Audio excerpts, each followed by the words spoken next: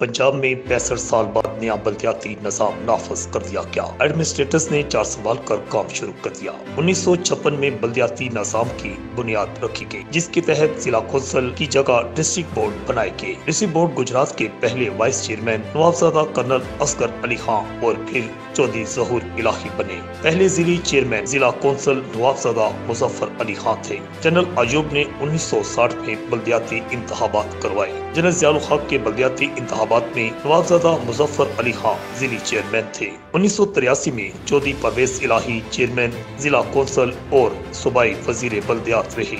इसके बाद जनरल परवेज मुशर्रफ के दौर में चौधरी शफात हुसैन और इसके बाद चौधरी तनवीर कोटलह चेयरमैन जिला कौंसल रहे हैं। नए साल 2022 के आगाज के साथ ही बलदियाती अदारों को तहलील कर दिया गया है और पंजाब में नया बलदियाती निज़ाम भी नाफज कर दिया गया है। रिपोर्ट आकाश नियाजी, अलहजाज न्यूज, गुजरात।